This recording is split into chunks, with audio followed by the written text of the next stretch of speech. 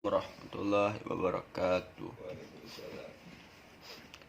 Perkenalkan, nama saya Syarija Junior Akmal dengan NIM 8801210041 dari kelas 2B Prodi D3 Keperawatan Untirta.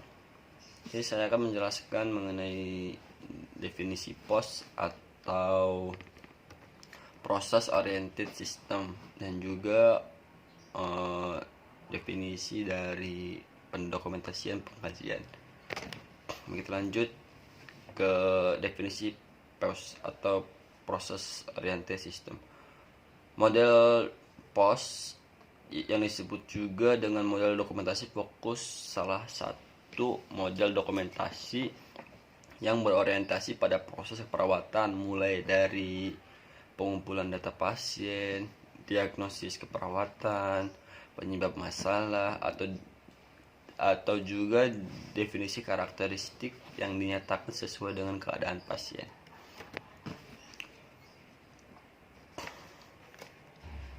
Selanjutnya ada poin mengenai komponen POS atau Process Oriented System yang terdiri dari satu, data dasar berisi tentang semua informasi mengenai klien.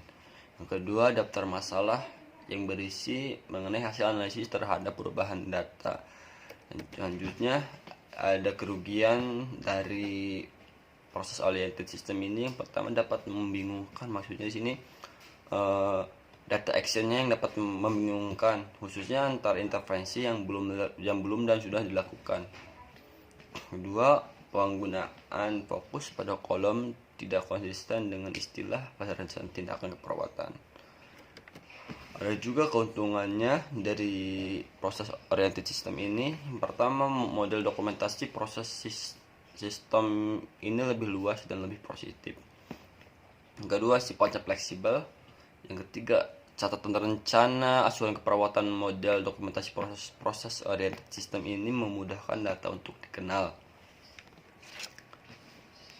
Baik, selanjutnya ke dokumentasi pengkajian keperawatan, yang merupakan catatan tentang hasil pengkajian yang dilaksanakan untuk mengumpulkan informasi dari pasien, membuat data tentang pasien, dan membuat catatan tentang respon kesehatan pasien.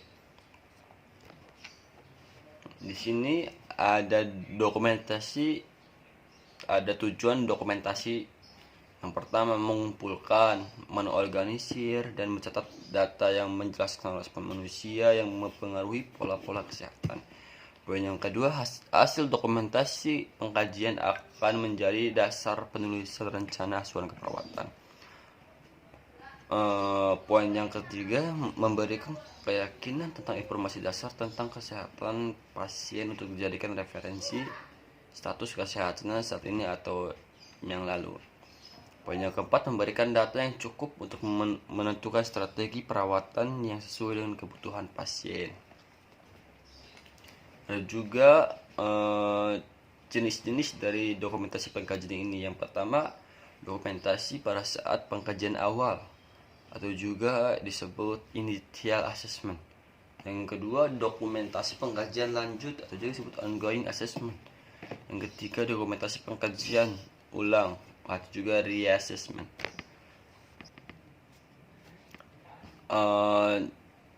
Selanjutnya, jenis data pengkajian dokumentasi. Yang pertama, data objektif.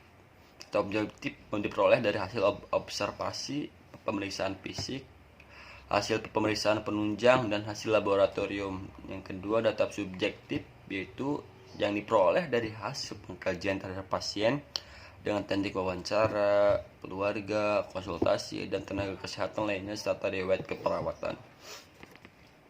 Selanjutnya, mengenai pengertian diagnosis keperawatan.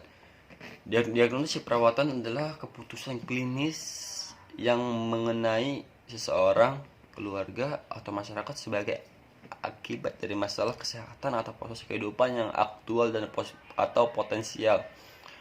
Diagnosa keperawatan merupakan dasar dalam penyusunan rencana tindakan asuhan keperawatan.